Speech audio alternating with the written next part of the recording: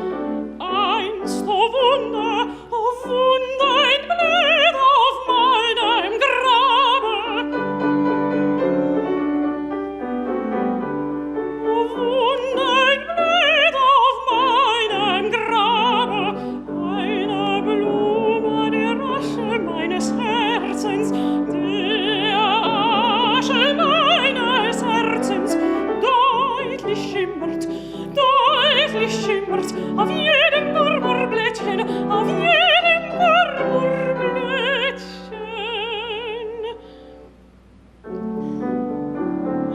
Adelaide, Adelaide, einst, oh Wunder, einst, oh Wunder, ein Blüt auf meinem Grabe, eine Blume der Asche meines Herzens, der Asche meines Herzens.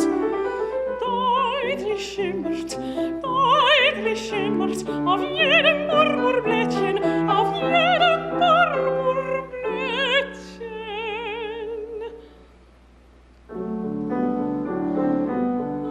Adelaide,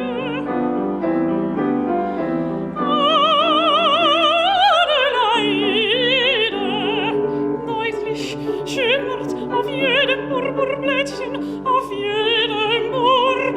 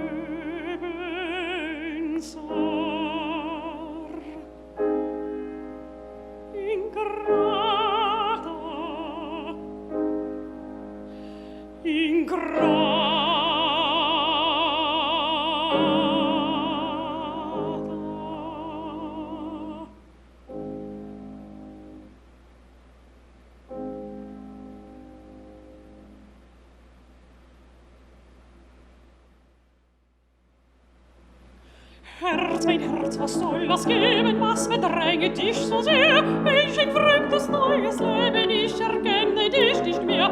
Weg ist alles, was du liebtest, weg, warum du dich betrübtest, weg dein Fleiß und deine Ruhe.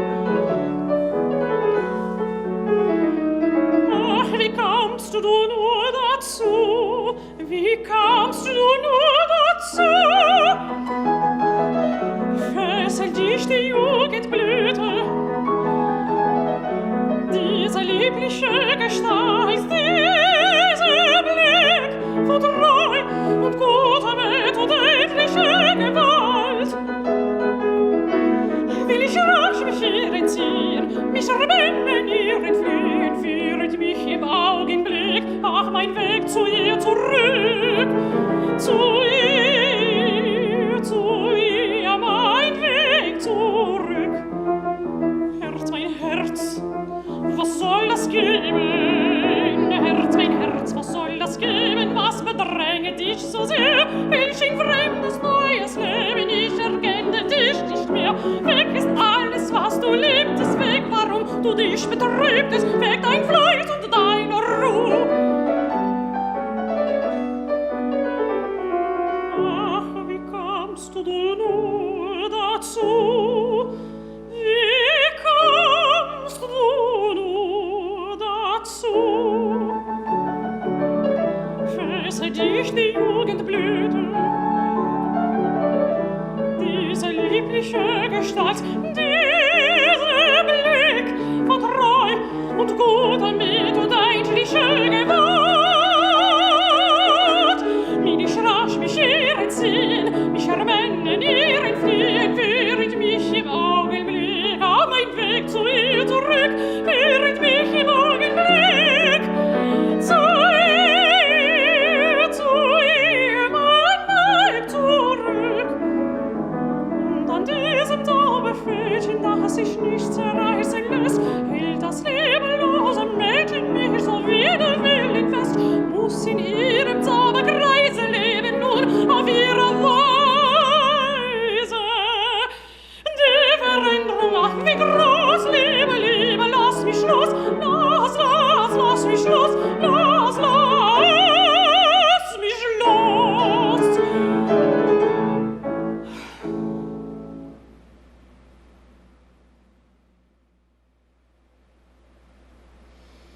Ecco qui fiero e stande, dice mia, dice addio, come verrebbe mia, così lontan da te.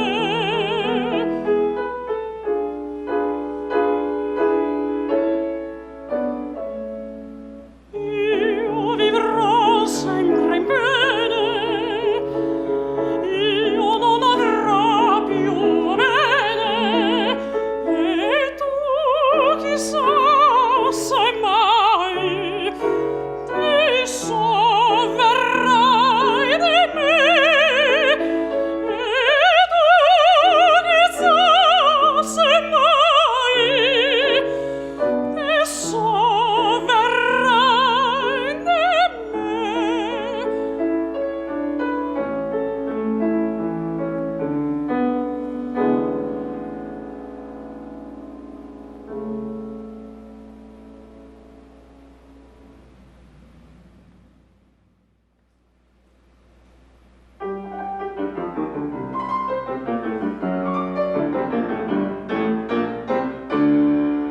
Es war einmal ein König, der hat einen großen Floh, den liebt er gar nicht wenig, als wie seinen eigenen Sohn.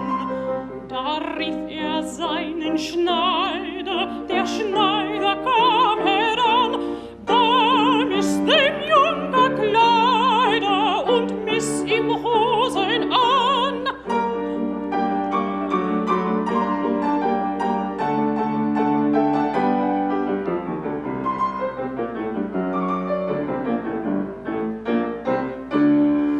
In Sammet und in Seide hat wer nun angetan, ein Kreuz daran und war sogleich Minister und hat einen großen Stern. Da wurden seine Geschwister bei Hof auf große Ehren.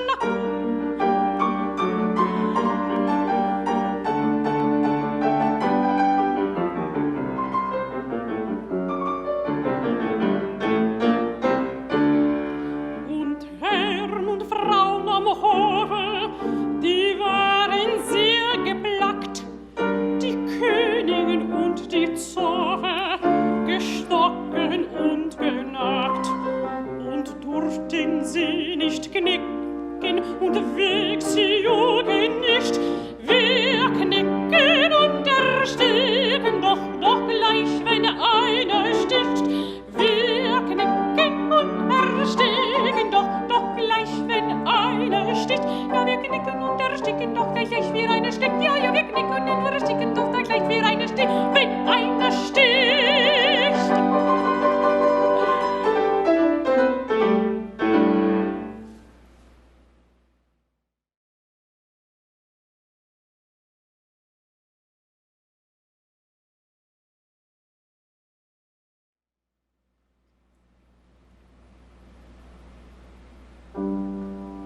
Und wüssten's die Blumen, die kleinen, wie sie verwundert mein Herz. Sie würden mit mir weinen, zu heilen meinen Schmerz. Und wüssten's die Nachtigallen, wie ich so traurig und krank. Sie ließen fröhlich erscheinen, erquickenden Gesang.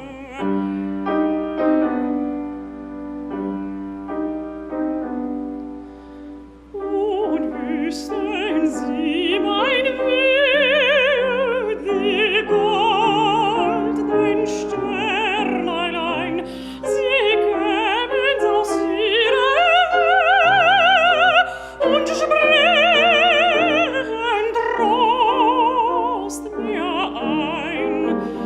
Die Eier können's nicht wissen, nur einer kennt meinen Schmerz. Er hat ja selbst zerrissen mir das Herz.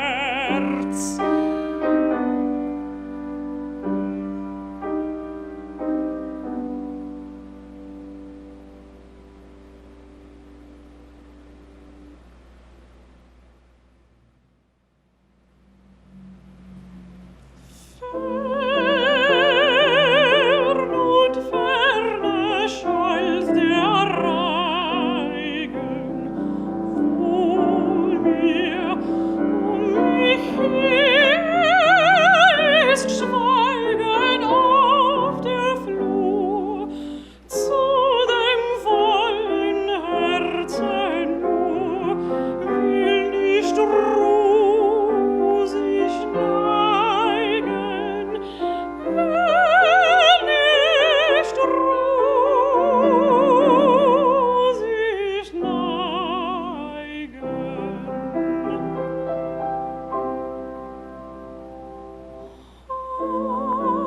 Harsch, die Nacht schwebt durch die Räume, ihr Gewand durchrauscht die Bäume, lispend leis. Ach, so schweigen, lieber Eis, meine Wünsche und Träume, meine Wünsche und Träume.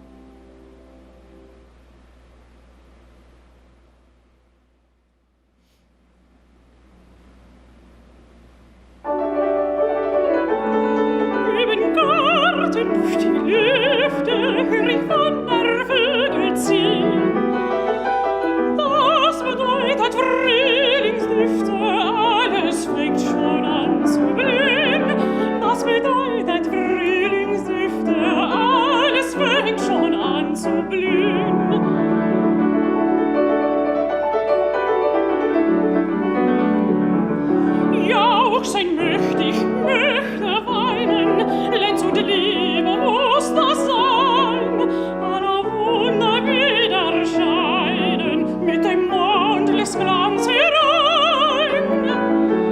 Jauchzen möchte ich, möchte weinen, und der Mond die Sterne sagen, und in Träume rauscht der Hain. Und die Nachtigallen schlagen, sie ist dein, ja, sie ist dein. Und die Nachtigallen schlagen, sie ist dein, ja, sie ist dein. Und der Mond die Sterne sagen, und die Nachtigallen schlagen, sie ist dein, sie ist dein.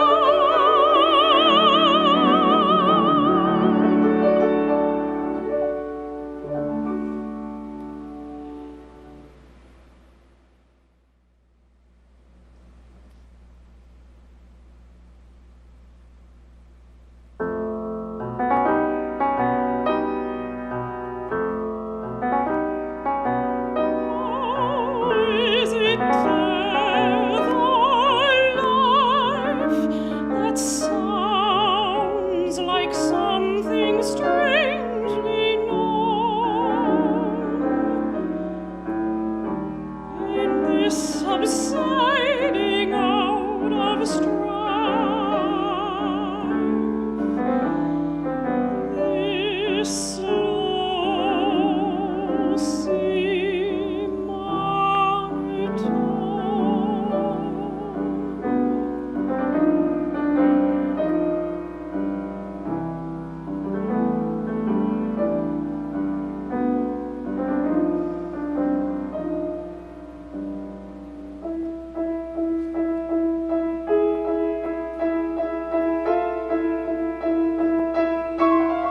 A sound scarce heard through sleep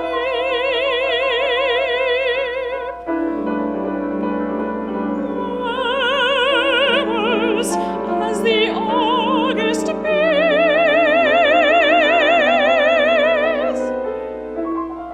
that fills the forest hollows deep.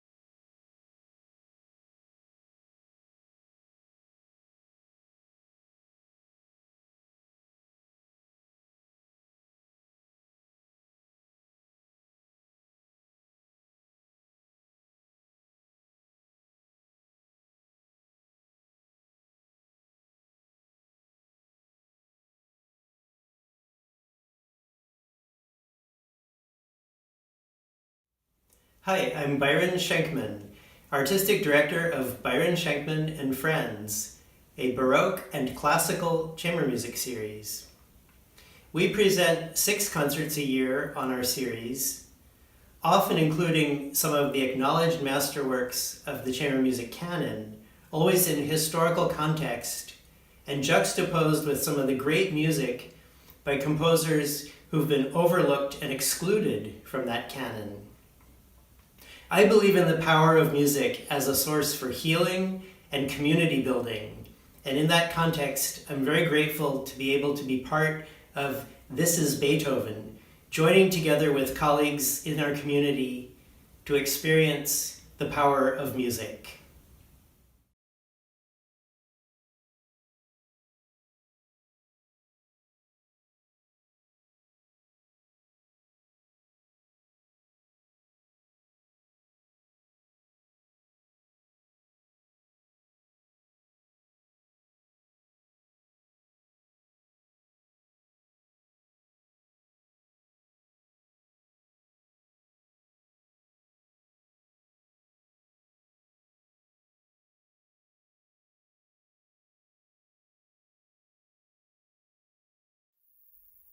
Hello, and thank you for joining me. My name is Byron Schenkman. I'm a pianist, harpsichordist, and director of the chamber music series Byron Schenkman and Friends.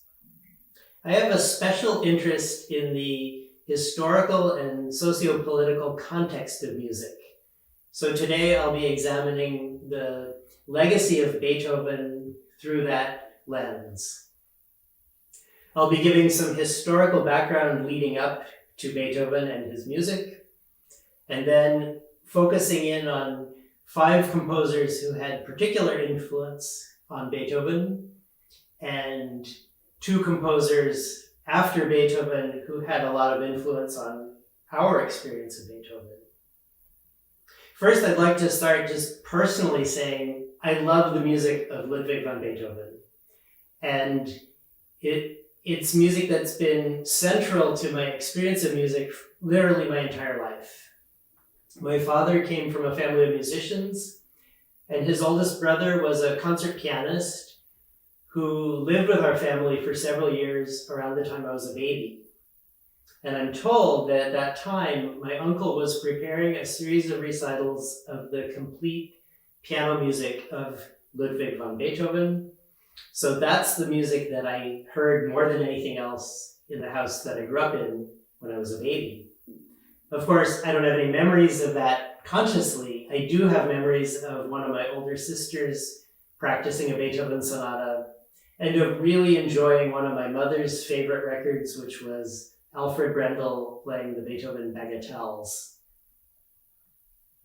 Now, a minute ago, I said Beethoven was central to my experience of music. And what I actually mean by that is that Beethoven was central to my experience of what we called classical music. Because in fact, there was also a lot of folk music in the house where I grew up. But I think the sort of assumption was that folk music could be for fun, and it could definitely be for political activism and social message. But classical music was the music that we were to take really seriously, spend hours a day practicing, read books about, write books about, go to conservatory to study, which in fact I did. And there was kind of an assumption that classical music was just above politics. It was pure music, it was pure art, it was the highest form of art. So as an example, imagine this. If a folk musician sang some songs talking about how ugly it was to be black and how Jews killed Christ, we would have been horrified. And I hope any of you would have been horrified. And yet, if it showed up in a Mozart opera or a Bach Passion, it would somehow be overlooked and wouldn't really even be discussed. I think there was just a kind of assumption that, well, that's how they thought back then, but it doesn't really matter because this is great music and that's the important thing. Now, I'm not advocating at all for eliminating the Magic Flute or the St. John Passion from the repertoire in sort of the style of the Maoist Cultural Revolution, which I think we would all agree was a really bad idea. But I do think that we need to consider what our intentions are in the voices that we choose to amplify and in the way we present music and all of its messages, conscious or unconscious. And I will reject completely the idea that any art or any music is above politics, because whether intentionally or not, it is political, and it does have impact on us as the social beings we are. So back to Beethoven and classical music. What we called classical music back then, most people now call Western classical music to acknowledge that there are other traditions of classical music. And really, it would be more accurate to say Western European classical music. And the canon, the established works of great Western European classical music, really were almost exclusively the work of white, German, Christian men from the 18th and 19th centuries.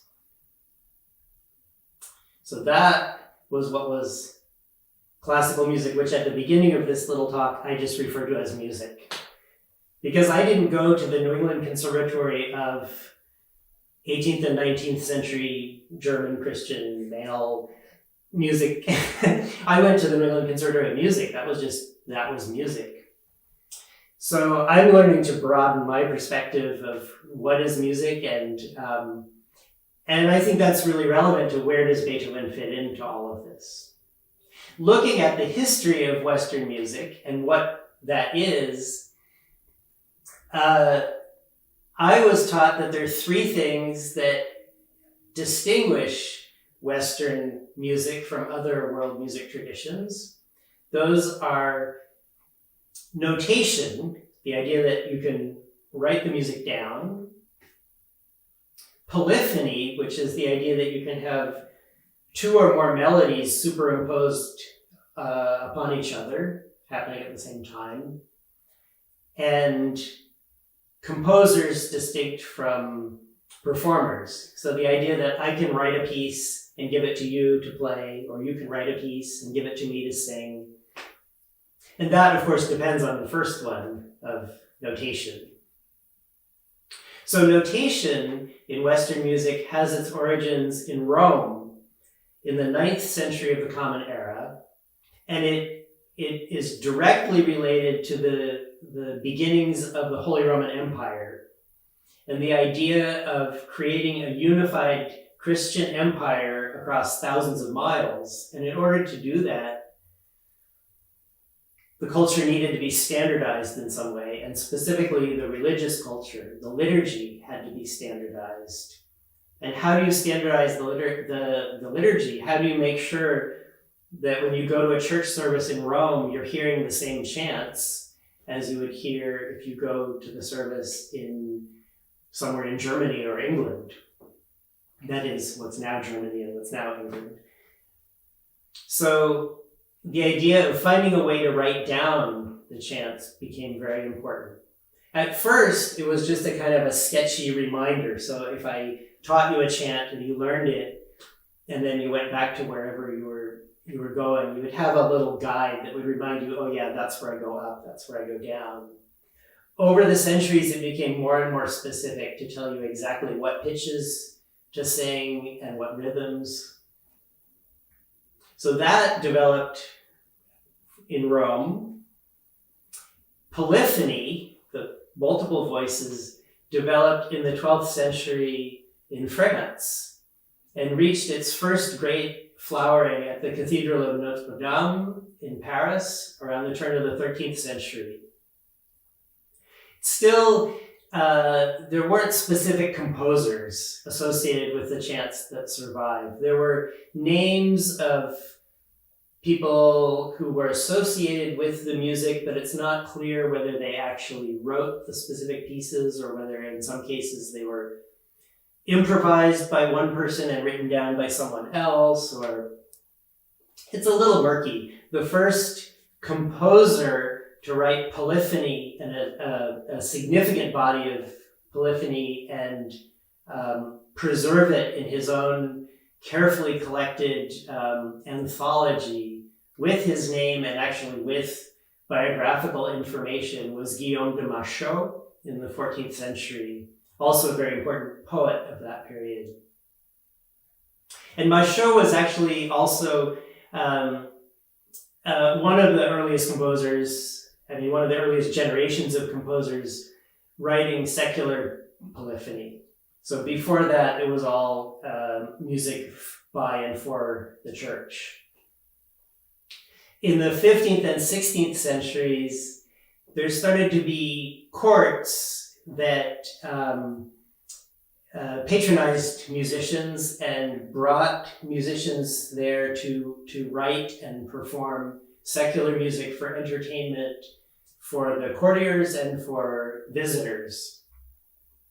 And those courts happened first in Burgundy, in what's now Belgium and northern France, in the 15th century, and then in northern Italy beginning in the 16th century with the families of the Medicis and the Sforzas and the Estes and the Gonzagas. Three really important developments happened in Italy. The development of a music publishing industry at the beginning of the 16th century, the development of a totally new kind of music at the beginning of the 17th century, which led to the development of opera, and also a new kind of polyphony that highlighted a solo voice or a pair of solo voices in dialogue with a harmonic accompaniment. And that, over the course of the 17th century, led to the musical language that we now know as common practice harmony, which was really perfected by Arcangelo Corelli, the Roman violinist at the end of the 17th century. And the third Italian sort of innovation was the beginning of public opera houses in the middle of the 17th century. So for the first time, music wasn't only dependent on church patronage or aristocratic patronage, but also was for the public. And actually, the music publishing industry that I mentioned began in Venice in the 16th century, contributed also to a market for music for the general public.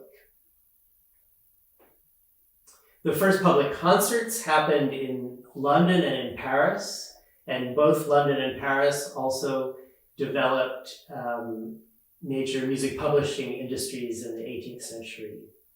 So I've just taken you through about 900 years of the early history of Western classical music, and I have not mentioned anybody German or anything German.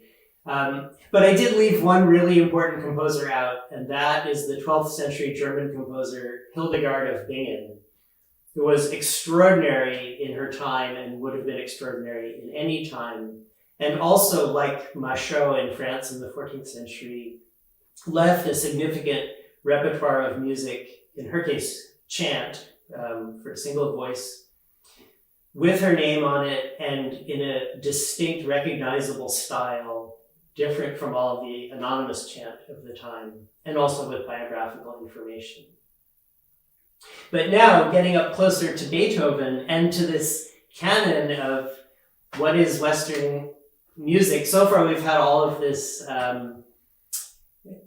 everything that's happened has not fit into the narrow parameters that I described at the beginning of music by German, Christian, white, male composers. Nobody I've talked about up to this point has fit all of those things. It's interesting to me that when that canon was developed in the 19th century, coincided with the unification of Germany and the first time that Germany was becoming a nation and developing a national identity. So it's not surprising to me that they were looking for heroic figures of German culture, and they had a particular idea of what that would be. And I'll say more about that later. But now to Beethoven. And I want to talk about 5 composers who were particularly influential on the music of Beethoven, starting with Johann Sebastian Bach. And I'm starting with Bach because we think of Bach and Beethoven as closely associated. I grew up with the idea of the 3 Bs of classical music, Bach, Beethoven, and Brahms. And as a piano student, I many times heard, sort of jokingly, but not entirely jokingly, the idea that Bach's well-tempered clavier was the Old Testament and Beethoven's 32 piano sonatas was the New Testament for pianists. So in my mythology, those are linked. Now, in actuality, in Beethoven's experience, he studied the music of Bach, including the well-tempered clavier, but I think it was purely for pedagogical reasons. The idea was to learn how a fugue is written in any of the major and minor keys and how you would write a fugue in any key, not because you were going to ever actually write a fugue, but because if you're writing a symphony or a concerto or a sonata and you want in the development section to have some imitation and you want to have some modulations to some different keys, you need to know how to do it, and you need to know how to do it in any key. So it was really just a tool for doing a new kind of music. J.S. Bach at the time was, in his own lifetime, was respected but considered old-fashioned and pedantic.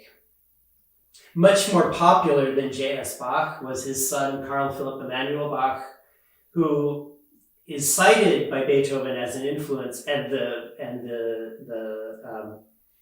the parallels are obvious to me as a keyboard player who's played a lot of music by C.P.E. Bach and by Beethoven.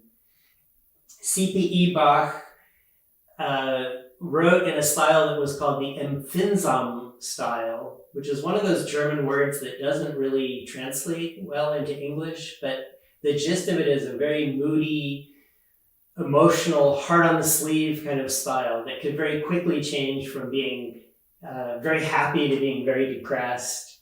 The kind of moodiness that I think we often associate with Beethoven was a trend that Beethoven learned in large part from the music of C.P.E. Bach.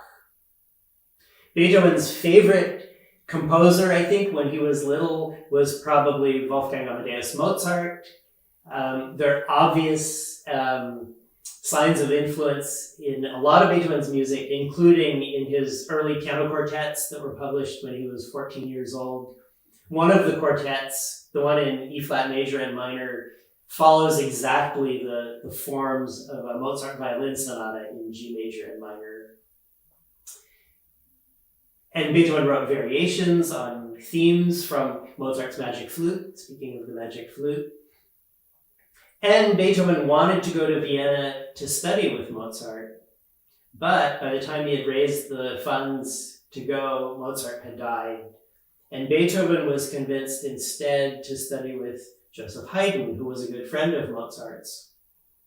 They had a kind of a stormy relationship at best, and yet there's definitely a clear influence from Haydn to the early adult works of Beethoven. And lastly, Beethoven cited George Friedrich Handel as the composer from the past that he considered the greatest of the composers from the past. So I'm going to go back through those 5 composers and say a little bit about their roles in society. Starting with J.S. Bach, who was a church musician primarily in the last part of his life.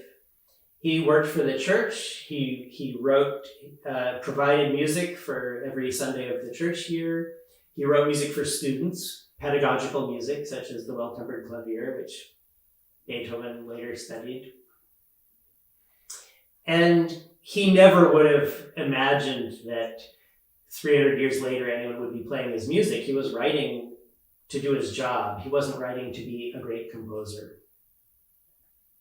C.P.E. Bach, his son, worked at the court of Frederick the Great. So he had a court appointment as a harpsichordist, and his job was to write a lot of chamber music for the court and to play, to accompany the other musicians at the court, and to accompany the king who played the flute. And C.P.E. Bach also published a significant amount of music, including sonatas, actually several collections of sonatas that he said were for connoisseurs and amateurs. So he was working with this new publishing market and writing pieces that would be pleasing. And going to Mozart, who grew up as a child prodigy and was sort of toured around as a kind of freak show with his sister. They would accompany each other and do amazing things as kids. Mozart grew up to be essentially a freelance musician. He never got a steady court appointment or church appointment. My guess is he wouldn't have done well in a steady appointment like that. I think it was probably best for him to have lots of different things that he did and to have different patrons and different people who commissioned things for different kinds of occasions. He also published music using really similar language to that of C.P.E. Bach, who had talked about writing music suitable for connoisseurs and amateurs. Mozart said he wanted his music to be sophisticated enough to please the connoisseurs, but accessible enough for the amateurs. Joseph Haydn also had a court position at the Esterhazy Palace and was a really good businessman and sold a lot of music and became a celebrity in a way and was invited to be a kind of a headliner on the concert series that were happening in Paris and later in London. And it's interesting to note that Haydn, at the height of his fame, being brought all the way from the Esterhazy Palace outside of Vienna to London, which was quite a long distance in the 18th century, he still showed up in his servant's uniform from the Esterhazy Palace. So even though he was being honored as the famous composer who was, to put it crassly, selling the tickets for the concert, he still was in the servant's livery. I'm not sure if that's the right word, but I'll use it. And then George Frederick Handel, who is the first composer in history who was very commercially successful in his own life and whose music has continued to be performed in an unbroken tradition since his lifetime. Now, I think it's interesting. Beethoven cited Handel as the person he looked up to as the great composer of the past. And Beethoven didn't get along well with Haydn, his teacher. And I just started to wonder if, at some level, Beethoven may have had some disdain for Haydn in his servant's uniform and may have looked up to Handel, who was a celebrity and someone who had remained a celebrity after he died. I don't know. It's just a thought that I've had. In any case, Beethoven arrived in Vienna, studied with Haydn, seems to have had a lot of charisma and been able to get into aristocratic circles and even make friends with those people. There's a famous anecdote of Beethoven having an argument with one of his royal patrons and saying to him, basically ending the argument, cutting it off by saying, there have been thousands of princes, there's only one Beethoven. And I have a thought that Beethoven may have been neurodiverse. I have a feeling that he said what he saw as the truth. And, he's described as having been really rude. He also, of course, as I think you all know, was losing his hearing, which was extremely upsetting, shameful for anyone in that time with little understanding no understanding of that kind of diversity. And then to be a composer and be losing hearing was very challenging for him. In any case, he had this circle of aristocratic patrons, and they were afraid of losing him. They valued him. They wanted to keep him in Vienna, and they saw that he was looking for court positions in other cities, and they basically banded together and formed a trust so that he could live for the rest of his life on the money that they had given him, and he could write whatever he wanted to write. And as a result, by the late period of his life, he was able to write, enormous pieces like the Ninth Symphony for a huge orchestra and chorus and soloists that goes on for 50 minutes on the one hand, and on the other hand, bagatelles, as I mentioned earlier, that were these tiny little poems for piano. And he didn't care, and he didn't have to care whether anybody liked it, whether it sold any copies, whether it kept his job at the court or at the church. He could just write whatever he wanted. So now back to the canon and the establishment of that. For the first time, we have this composer as a kind of larger than life artist superhero. The idea of pure art being beyond anything else, and Beethoven was a great model for that. In the 19th century, in Germany, there were two kind of camps in this Western classical music. There were the followers of Richard Wagner, who saw Beethoven and the Ninth Symphony in particular as the beginning of the music of the future. And from Wagner's point of view, anything that happened before that was really irrelevant. It really started with Beethoven and went forward from there. And Wagner was very upfront about who he thought belonged in that canon and did not. And in fact, published a whole treatise called On Judaism in Music, where he argued in part that Felix Mendelssohn did not belong in that canon because since he was ethnically Jewish, he wasn't a true German and therefore couldn't write true music. So Wagner put it out there in no uncertain terms. Brahms, on the other hand, there were the followers of Brahms who saw Beethoven as the culmination of a tradition that went further back. And Brahms saw it as the job of the composer or the musician to carry on that tradition into the future. It's interesting to note that Brahms himself performed 16th century Franco-Flemish polyphony, performed 17th century Italian madrigals by Monteverdi, edited the complete keyboard music of François Couperin, 18th century French. So definitely was seeing a more universalist kind of approach than Wagner. I think in America, the Wagnerians really kind of won out over the Brahmsians, and ironically leading to that idea of Bach, Beethoven, and Brahms being the backbone. So anyway, I need to wrap this up, but I want to ask these questions of like, what is the canon now? Do we need a canon?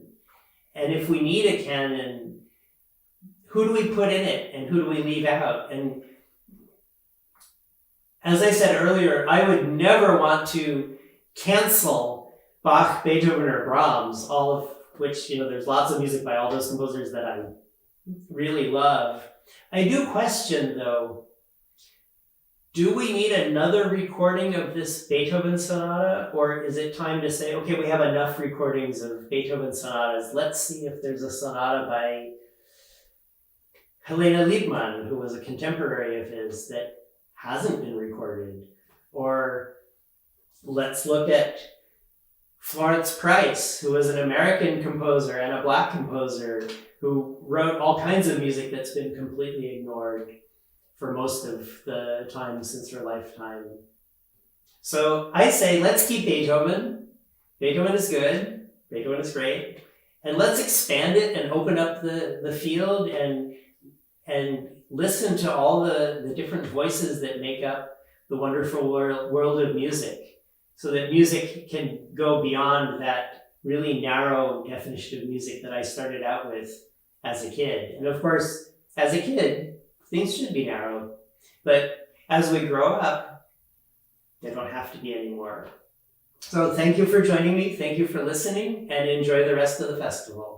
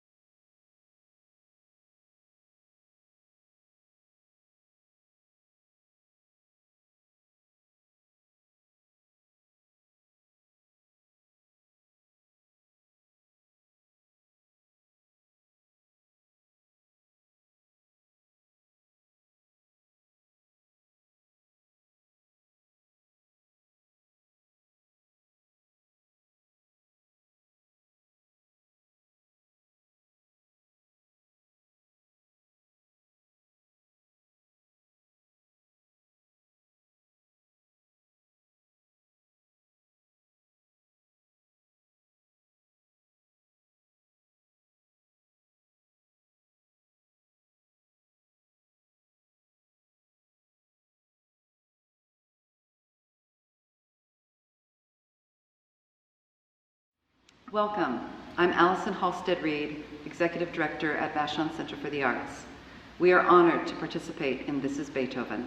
The collaborative nature and unity of bringing together so many arts organizations and artists from across the Pacific Northwest speaks to the incredible power of the arts and the need for us all to work together and support one another during these unprecedented times. We are better together. Vashon Center for the Arts is also pleased to share with you one of our very favorite artists, renowned Russian pianist, gifted transcriptionist, and talented composer, Vyacheslav Gryaznov, fondly known to us as Slava. You are in for a rare treat as Slava explores Franz Liszt's transcriptions of Beethoven's monumental symphonies.